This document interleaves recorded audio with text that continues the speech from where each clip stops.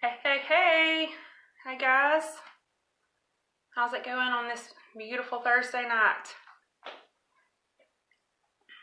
Let's see who can pop in here. When you get in here, give me a thumbs up. Let me know you can hear me. And let me know where you're watching from if you don't mind, please. I'd love to see where you guys are from. Hey, guys. If you can hear me, give me a thumbs up if you don't mind. Can you guys hear me okay?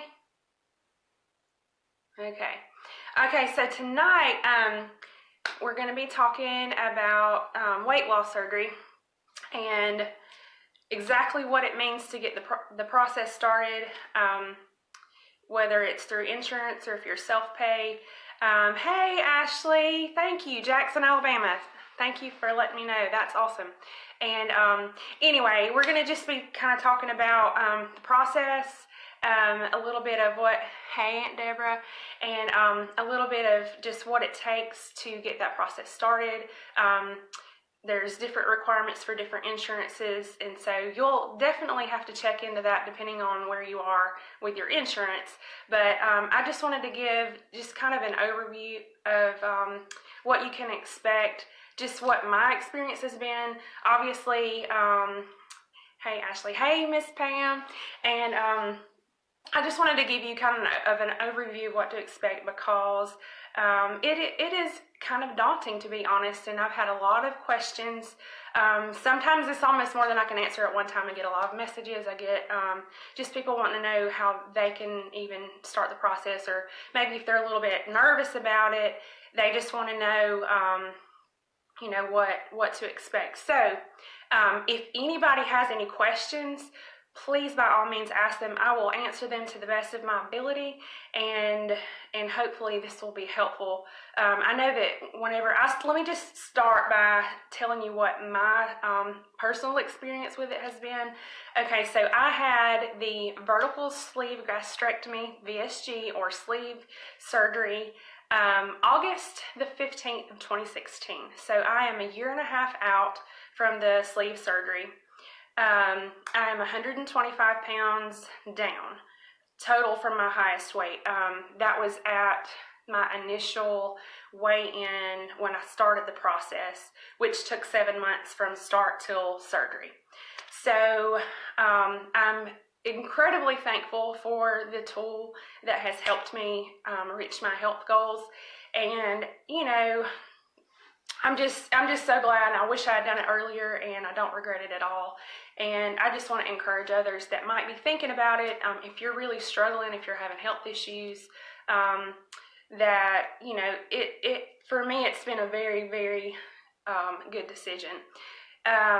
It can be daunting. The process can be a little daunting, but let me just kind of go through that. So I had mine in Dothan, Alabama at Flowers Hospital with Dr. Stephen Finley. He is one of 3 or 4 doctors in that practice that does the sleeve surgery. They're all wonderful. Their staff there has been great. Hey, Lindsay. Thank you, Lindsay. If you live in a different area, just Google, weight loss surgery for your area, and that will come up for you. So, but personally, I had mine in Dothan, Alabama, with Dr. Stephen Finley at the Flowers Hospital Weight Loss Center over there. So I started the process though back in January of 2016. My insurance in particular requires a 6-month period where you have to go monthly for weigh-ins. There are a lot of hoops to jump through in order to get it approved by my insurance. My insurance covered pretty much 100% except for like co-pays and things like that. So everybody's insurance is different. Some people only have to wait like 3 months to be approved by surgery, but you just have to check into that yourself, kind of what your insurance will cover. If you're self-pay, and if anybody's self-pay, maybe you can chime in. I think the requirements for being approved, or for getting the surgery or whatever, or being approved for the surgery, may be a little different. Hey, Connie. Hey, Julie. Hey, Kelly. Hey, Dana. Thank you so much for joining. So 125 pounds down. I'm 18 months out of surgery now. I'm not to my goal weight yet, but I'm getting there. I'm working through it little by little. And yes, I do have lipstick on my teeth. Yay. Okay, so let me just talk about who would benefit from weight loss surgery. It's not for everybody. It's not. And I would say, it was a last resort for me. It was one of those things where for years and years and years, I was on that roller coaster of hey, Connie, I was on that roller coaster of losing weight and gaining it back, and every time I'd gain it back, I gained more than I lost, and it was just up, and I got to the point where I got to a breaking point that I just had accepted the fact that I needed a little help, and that's okay. And for a while, that was difficult for me. I had to swallow my pride. I didn't even tell my family, extended family, other than my husband and maybe a couple of close friends, until right when I was starting the liquid diet before I had surgery. So it was hard. It was a long, hard process for me to get wrap my brain around it. So and that's okay too. It is it's one of those things you kind of have to work through. So who would benefit from weight loss surgery? Those of you that have repeatedly you've tried to lose weight, and it's just it just doesn't happen. That happens for various reasons, whether it's, you have some medications or that cause you to gain weight, or you have metabolic problems, or you have comorbidities. Comorbidities are where, well, we'll talk about that later. Let me get into that later. But, so anyway, I would say that if you have tried your hardest, you have really, really tried your hardest, and no matter what you do and you still can't get that weight off, then I think that would be the point where you would consider weight loss surgery. And I do want to make sure that you understand that weight loss surgery is not a cure-all for obesity, okay? And when I say that, yes, Connie, it is so defeating. And when you live in that cycle of defeat for years and years and years, it really wears on you emotionally and mentally and even physically. And so for me, that was me. That was so me, Connie. I was right there with you. And I hope I don't cry tonight, y'all, because it's still such an emotional thing, because I struggled for so long. So I just want to encourage y'all that it's a good thing. It's nothing to be ashamed of. It is a health issue. It's helping you get your health back. Okay, hold on. Give me just a second. Okay, so anyway, yeah, Connie, I was right there with you. It's defeating, but this helped me have some wins in the beginning, so that I could move forward and make healthy lifestyle, so that in the long term I could be successful. And that's what it's given back to me. I love you, Lori. Thank you. So anyway, so that if you've gone through that defeating cycle for a really long time, and you've done everything you possibly can, then I think it would be time to consider weight loss surgery, especially if you are having some other health issues that are like sleep apnea, high cholesterol, diabetes, things like that. That's something to consider. So what I was saying was, it's not a cure-all. It will initially, help you lose the weight for sure. Long term, okay, Emily, that's fine. Long term, though, you have got to put in the work. You've got to exercise. You have got to stick to your plan, and you have to let the tool that they give you, when I say the tool that they give you, your smaller stomach, you've got to let that work for you. You have to use it in the right way. It's just like any other tool. If you don't use it right, it's not going to work for you. So you have to go into this with a mindset that you're going to do what it takes. If you're going to put yourself through all of these things to be approved by insurance and to have this major surgery and to go through weeks of liquid diet and all that kind of stuff, if you're going to put yourself through that, be in that mindset that you're going to do what it takes to be successful long term. And that means sticking to the plan that they give you. And I'll go over that a little bit in a minute. So, and by all means, if you have any questions, please go ahead and ask. I'm going to try to get more to the point. So it does require being adhering to those guidelines in order for you to be long-term successful. And I'm still working on it, y'all. I'm 18 months out, but this is just the beginning. I mean, it's just the beginning of this lifelong thing, and so I'm there too. And then also, let's just talk about kind of the requirements. Okay, Kelly says if you're self-pay, you only have to go to one nutrition class and get a letter from your doctor. Okay, so that's awesome if you're self-pay. I believe self-pay depends on, the price itself can depend on where you go, so you'll have to check into that.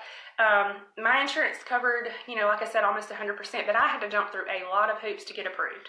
And so let me just go over those things with you if you have insurance that will cover it for you. Okay, so there's initial intake class that I went to that told me exactly what options were there for me, and the other people that were there, as far as weight loss surgery. So the sleeve surgery, and they also have the gastric banding or whatever, but I chose to do the sleeve surgery.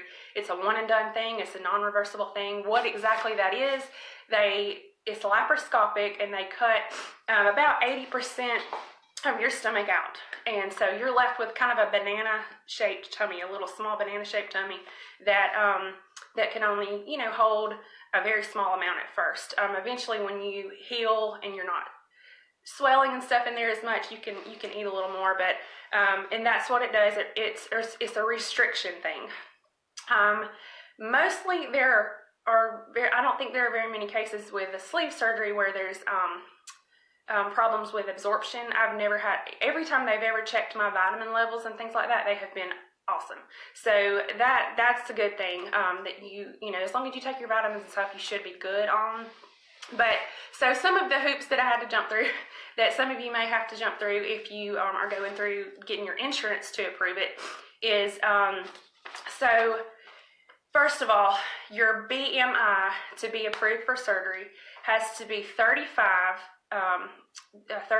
or, and that's with comorbidities, and comorbidities are sleep apnea, high cholesterol, diabetes, high blood pressure, things like that. If you do not have comorbidities, then your BMI has to be 40. I did not have a BMI of 35. My BMI was well over 40. And I can't believe I'm saying this out loud, but I'll just tell you. So my BMI was like 45. So I had no comorbidities. I did not have sleep apnea, although I did not sleep. I snored and I did not sleep well. And so, but I was within the range, so I was approved as far as from that aspect. I had to have a psych evaluation. You will have to, let's see, you have to go to a support group, which they have one where I had my surgery. They have support groups there. You have to see an occupational therapist. You have to have an H. pylori test. If you are 50 or older, I think you have to have a colonoscopy. If you are 40 or older, I think you have to have a mammogram or have had it done within the last few years or something. You have to have a sleep study. Yeah, not ashamed of this. Yes, exactly. Yeah, girls, okay, I'll just tell you, I'm 5'10", pretty tall. I have, size 11 feet. I'm not a little person, but I was rolling in at 324. That was my highest weight, was 324. And I was absolutely miserable. And it wasn't from an outer beauty standpoint. I was miserable physically. I was miserable, just emotionally and mentally. Like, I was trying so hard and just could not get any traction, long term. It just, it was just really, really discouraging, So yeah, my highest weight was 324, and like I said, my BMI was, I'm sorry, y'all, I was crying, so my nose was running, but my BMI was 45, and it was that day that I went for my intake class, that very first class, that very first day they weigh you in, it is an eye opener that how far you have, you have to go, but it's also encouraging because they're there to help you. So, okay, so the other things that you have to do, let's see, so the 6-month time period, I had to go monthly for my insurance and weigh in every month. And then all those other things that I mentioned. Okay, so Lindsay says for self-pay you attend a nutrition class and you get blood work clearance, cardiologist. Okay, gotcha, Lindsay. So yeah, if those of you who are thinking about doing it with self-pay, look at what Lindsay wrote there. Okay, so another thing, you have to show that you can adhere to a diet for those period. When you're weighing in, they're trying to see if you could adhere to the diet that they give you. The diet that they're going to give you is a low-carb diet. 45 grams, well, for where I went, it was 45 grams of carbs a day or less. I was told I had to lose 8% of my body weight in order to qualify for surgery as well. So that was like 20, let's see, I have it written down here somewhere. I had to lose 25 pounds. That's what in order to qualify for surgery, I had to lose 25 pounds in those 6 months. And I think I ended up losing like 30 pounds total. And that was me really trying during that time. And it took that long to get it off, actually about 7 months. So anyway, after those 6 months were up for my insurance personally, and all of those other things that I told you about, the doctor visits, the tests and all that kind of stuff, then they submit to insurance. And once that happens, it's usually about a couple of weeks you hear back, and then they'll let you know when to start your liquid diet. Okay, the liquid diet. In order to do the surgery, you have to do a liver shrinking diet. That is why you have to drink liquids for 10 days. And it's important because of where they go in to do the surgery. The liver could, if it's enlarged, it can block what's your stomach and hinder them from being able to take it out easily. So that's why you have to do the 10-day diet initially. So and for me back then, it was kind of like daunting, thinking, oh my gosh, I'm going to live on liquids for 10 days. But what you eat or drink during that time is your protein shakes. You can have like sugar-free Jello, sugar-free popsicles, broth, things like that. You just have to try to get in your protein during that period. So surgery itself, okay, so I had a hiatal hernia, and I didn't know that I had a hiatal hernia. So if you have a hiatal hernia, whenever they go in to do your sleeve surgery, they will take care of it because it's right there. They'll take care of it at that time. So I ended up having a longer recovery time than most people do. I think that, anyway, the people that I know that have had the surgery personally, they had a much easier recovery than I did, and I think it was because of the hernia surgery. It was kind of painful, to be honest. I ended up having to stay in the hospital an extra night. Generally, you will stay in the hospital one night for the sleeve surgery. As long as you're good to go, you'll be ready to go home the next day. So does anybody have any questions about the process of, you'll just have to check with your insurance and see how much of it they cover, if they cover it, and then what the qualifications are as far as how long and all that kind of stuff. Alicia says, do they know why they make it so hard to go through for insurance? Well, I don't know why. I'm not sure, other than the fact that it's a really expensive surgery. Like, I saw the bill, which I guess anything at the hospital is probably expensive, but I don't know. But I mean, it was kind of a good thing that I had that period of 6 months where I was trying to go ahead and implement the diet, the low-carb diet, because it kind of helped me get in that mindset before surgery. So it helped me, in the long run, kind of start easing into that. Oh, drinking sodas, drinking any carbonation is like a big no-no after surgery. So I haven't had a soda in almost 2 years now, and I don't miss it anymore, but at the time, like Dr. Pepper or Mountain Dew, if I had a migraine, I would chug it because I couldn't get my migraine to go away, and that was the way that I could get the caffeine in and try to feel a little bit better.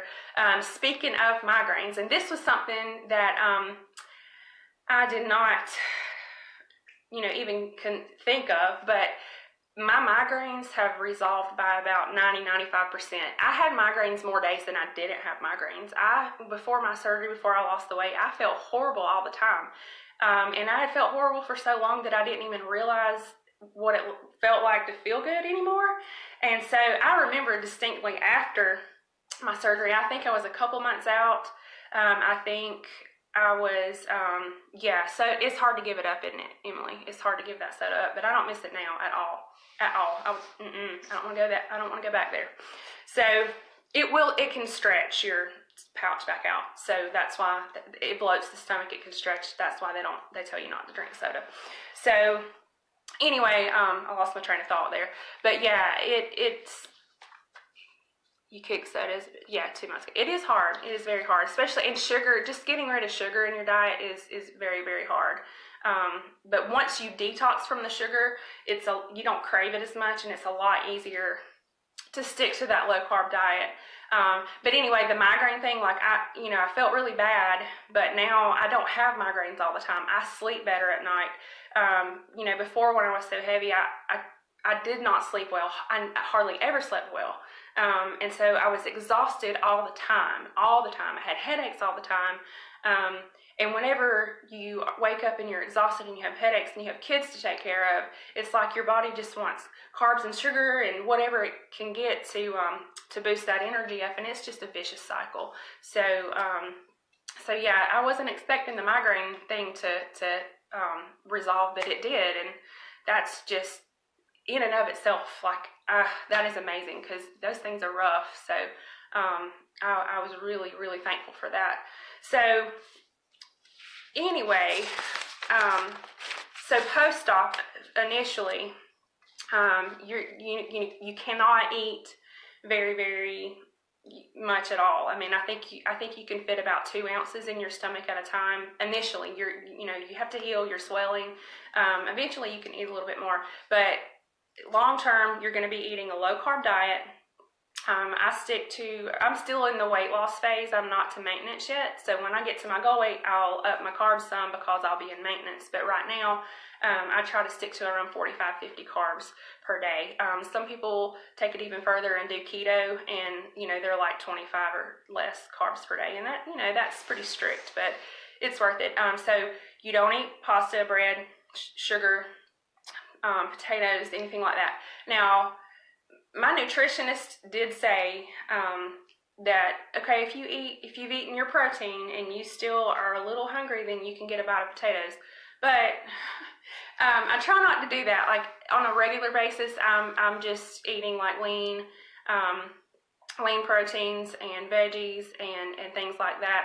I think in order to set yourself up for success, and that's whether you're doing the weight loss surgery or if you're just trying to lose weight on your own, you have to find foods that taste good to you, that you really enjoy eating, and you don't feel like you're depriving yourself.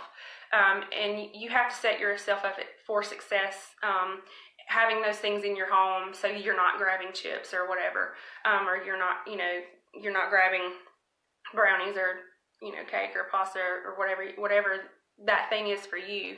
So I have a sweet tooth, and I always have, so I try to keep some like sugar-free dark chocolate, so I can pop one of those little bars in my mouth, and that kind of gets rid of that craving for me, and I'm not reaching for something that I shouldn't. So I'm just thankful. I'll tell you a little bit of just, well, I do want to tell you this. Another thing that you should be prepared for is just maybe the mental aspect of having the surgery, especially whenever there's rapid weight loss. It's hard for your mind to catch up with what your body's doing, and so it's almost like a dysmorphia type thing. Like you still see the person that was 324 pounds when you're 100 pounds down, or maybe you're one of those people who reaches for food to comfort yourself. If you're one of those kind of eaters where you're maybe a binge eater, those are things that you're going to have to really deal with, because what happens whenever you're upset and you want that comfort food or whatever, that binge food, and something triggers that and you're upset and you want to reach for it, but you physically can't fit it in your stomach. Well, then how do you deal with that? If you have, how do you deal with that emotion if the only way you've ever dealt with it is by to reach for like a Snicker bar or something like that? So that's something you really need to consider going in as well, is how, you're going to cope with things. If your coping mechanism was to binge eat or to, knock back a carton of, and I've done that. I've knocked back a carton of Ben & Jerry's or something because I've been there. And that's something that, you have to figure out how to navigate through and realize that, those coping mechanisms you've got to put into place so that you're, it's rough. I mean, it's very emotional. Recently, I was able to participate in a fashion show in Dothan at the Dothan Country Club. It was put on by Flowers Hospital, and it was all of the participants were bariatric patients from the hospital who had been successful in their weight loss. And I don't know a ton of people who've had weight loss surgery, so that day it was very interesting to me to talk to the other men and women and to hear their stories, because I heard my own story echoed in theirs. It was kind of emotional. It's things that you don't think about it if you're not that morbidly obese, that you don't think about whenever you're smaller. For example, being able to cross your legs. I mean, that's a big thing when you lose enough weight where you can actually cross your legs or not feel like you're in everybody's space, just being you. It's just so humbling when you have wanted something and have fought for something for so long and you finally achieve that goal. It's so amazing. And I'm so thankful for it. And for a long time, I didn't tell many people about my surgery. And it's not that I wanted to be dishonest with anybody. It's just that, y'all, I needed time to process. Like I said, I didn't even tell, anybody before my surgery, except for my very closest friends and family. Not even my mom until like 2 weeks before surgery. So, if anybody is that way, don't hold it against them. It's a very personal decision. It's because it's weight loss. I think sometimes people think they have the right to know everything. And so unless people volunteer that information, I'm willingly volunteering this information now because I want to encourage somebody else that's struggling like I did. But unless they volunteer that information, let's not be pushy about trying to get information out of them or make them feel uncomfortable about their weight loss, because it's a lot to process. And so if you're a family member or a friend of somebody who is about to go through this or has gone through this, just know that they just need your undying love and support. They just need you to cheer them on and not to hound them about it. Don't be on them all the time about food and eating and how much have you lost now and all that kind of stuff. They don't need that pressure, y'all. It's a lot of pressure. I mean, it can be. I mean, even now, when I see people, how much have you lost now? How much, and it's like, y'all, if I want, I'll tell you. Just let me process it and kind of tell you when I'm ready to tell you, because it can be hard, especially in the beginning, whenever people are starting to see that process. It can get a little uncomfortable sometimes. So just be aware of that when you're talking to your friends and loved ones who have gone through it. Just to be aware of maybe how they're handling and processing things, and just let them share with you when they're ready to share with you. Because, like I said, it could be something that they feel very pressured about, because I know I certainly did. Okay, Alicia. So we're like 100%. Yeah, relationship with food is bad. So, mine was too. And even though I really, really, really, really tried really hard to eat very well,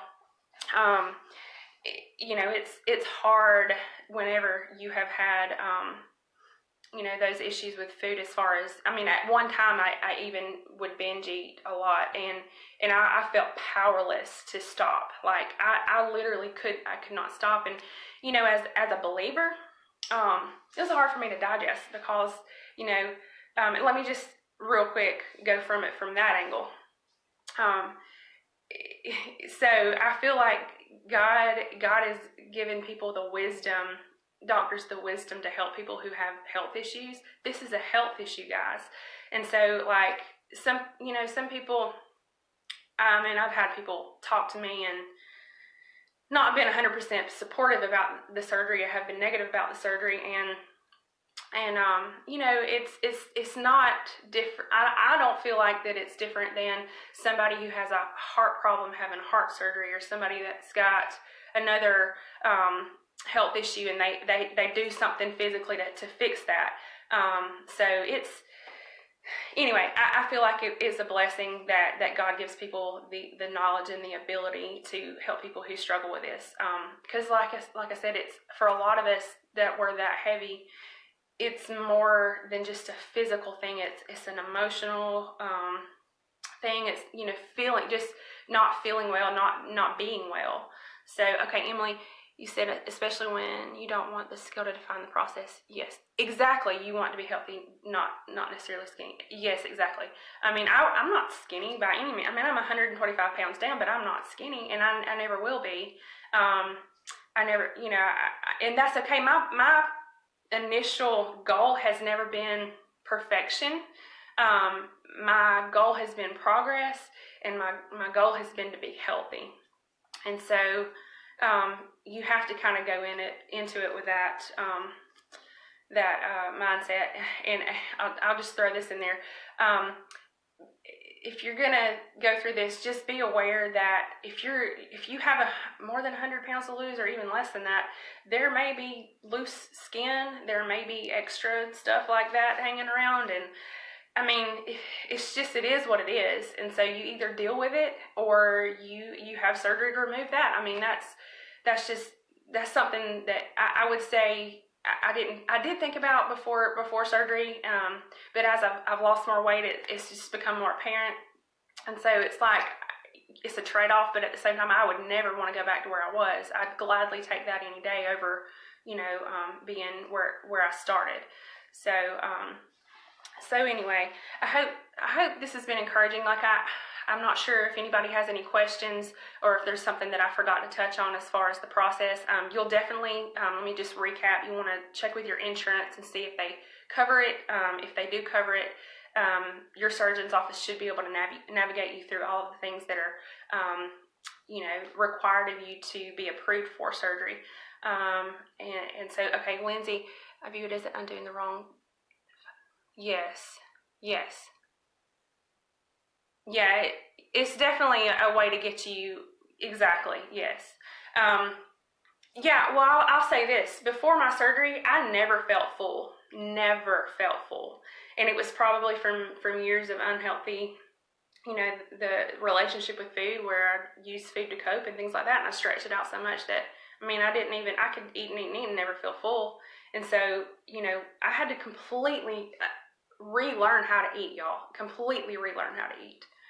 And going through that liquid diet and all that stuff, it's worth it whenever you change that mindset. I needed that to get there. Like I needed that. I couldn't do it. To have a recommendation on surgeon. Yes. Well, if you're in the South Alabama area, so Dothan Flowers Hospital has an awesome, very experienced team over there. There are 3 or 4 surgeons that do the sleeve surgery. So yeah, it's so yeah, they're good. I would just check with them. You can Google Flowers Hospital weight loss surgery, and their website will pop up, and you can call, and they're very helpful. Very helpful.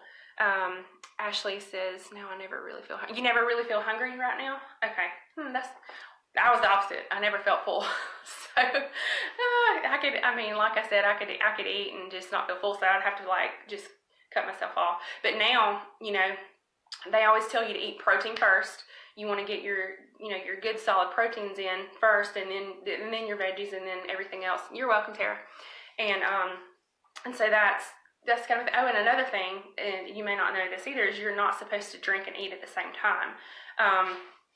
So it's different surgeons will tell people different things. I'm in a lot of groups on Facebook, and it's kind of interesting to see what the different surgeons tell their patients.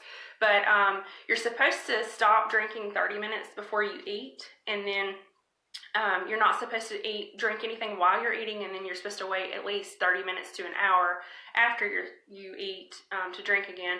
And I always kind of wondered, why in the world does that matter? Well, one of the examples that I was given was that if you have applesauce and you pour it into a funnel, and it's kind of a chunky applesauce, it's going to slowly funnel out of the bottom of that funnel. But if you pour water into the applesauce in the funnel, it's going to go out a lot quicker. So it keeps your, and this is probably applicable whether you've had weight loss surgery or not, but it keeps your food, I guess, it takes you longer to digest it. It doesn't run through your intestines as quickly.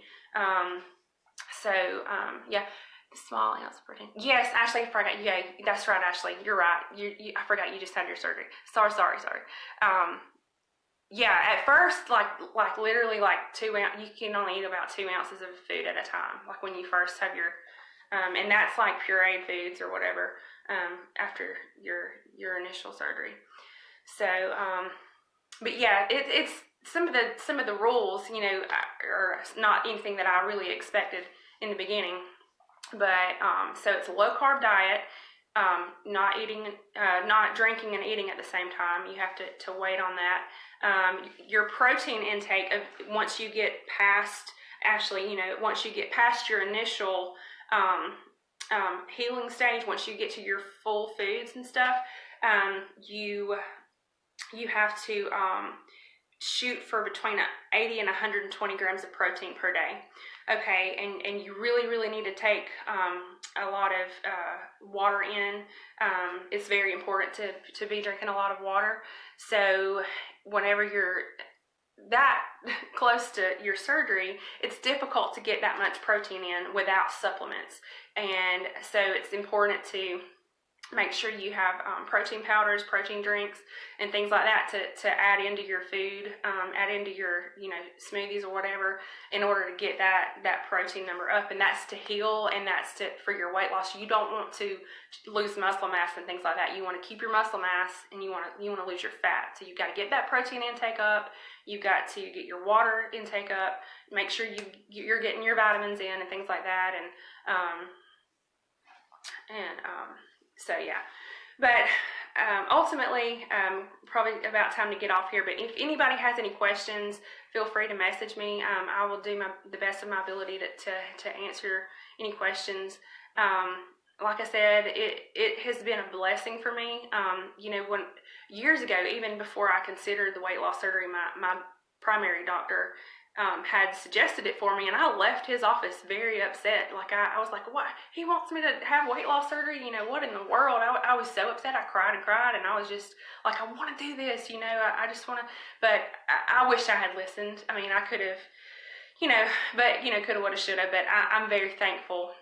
I'm very thankful for this, and I'm hoping that I can help if anybody has any questions or just kind of concerned about it. I mean, it is a big decision. It's not something to take lightly. It's not for everybody, but it's definitely one to consider if you have been in the situation that I was in. You're welcome. Yeah, thank you, Alicia, for being on here tonight.